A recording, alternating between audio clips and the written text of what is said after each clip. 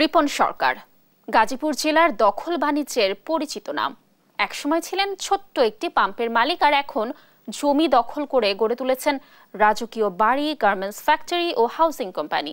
এই শত কোটি টাকার মালিক গাজীপুর মহানগর আওয়ামী লীগের যুগ্ম সাধারণ সম্পাদক রিপন সরকার। তৌফিক মাহমুদ মুন্নার রিপোর্ট। এই রাজকীয় বাড়ি, পাম্প, গার্মেন্ট সব একই ব্যক্তির।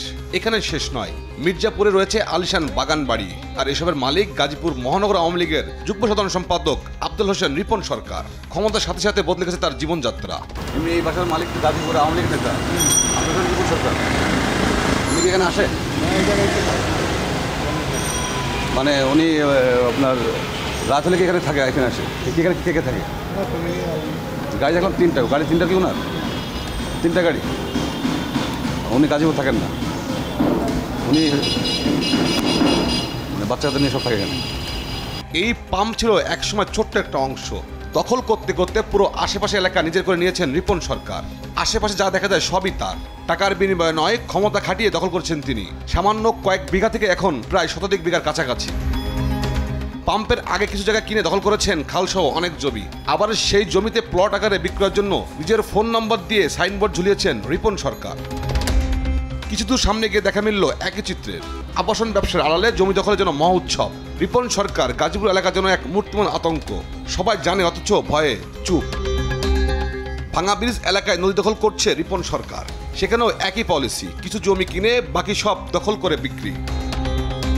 ভোগড়ায় ঢাকা ময়মনসিংহ মহাসড়কের বর্ষা সিনেমা হলের বিপরীতে দখল করেছেন এই জায়গা। 24 ডিসেম্বর রাতের আধারে দেয়াল তুলে সড়কটি আটকে দেন তিনি। ব্যবসায়ী জালাল সরকারের ছেলে জহিরুলকে রিপন সরকার গুলি করে হত্যা করেছেন বলে অভিযোগ রয়েছে। এসব অভিযোগ অস্বীকার করেন রিপন সরকার, জানান বাবার ব্যবসা থেকেই তিনি সব সম্পত্তি করেছেন। মানে কিসের আপনি আমার সম্পদ আপনি দেখছেন কিভাবে? আমার নতুন করে বলার কিছু নেই যে আমি এখন নতুন করে কিছু করছি, বিষয়টা এরকম না। ব্যবসা বাণিজ্য করি, যা প্রতিষ্ঠান আছে সেগুলো নিয়মতান্ত্রিকভাবে। আমাদের পারিবারিক যে ব্যবসাটা ছিল ওইটাই আমাদের আপনার পেট্রোল পাম্পের, এই পেট্রোল পাম্পটা আমার বাবার নামে। আমরা এমন না যে নব্য আওয়ামী লীগ ক্ষমতায় আসছে যে আমরা এটা করেছি ওটা করেছি, এটা আমরা পারিবারিকভাবে আমরা সচ্ছল পরিবার। সুতরাং এগুলো যেগুলো করতেছে এগুলো ইচ্ছাকৃতভাবে। বরঞ্চ আমি আপনাকে অনুরোধ করব যে আপনি এই গাজীপুরে আরও অনেক দুর্নীতি হচ্ছে। জবাবদিহিতা না থাকার কারণে রাজনীতিবিদরা এমন দুর্নীতি করছেন বললেন টিআইবির নির্বাহী পরিচালক। অল্প সময়ের মধ্যে বিশাল ধরনের অর্থ সম্পদের মালিকানা অর্জন, এটি কিন্তু এখন আর হতবাক করে না, অবাক করে না আমাদেরকে। এটি বাস্তবতা, এটিকে স্বাভাবিকতায় রূপান্তর করা হয়েছে।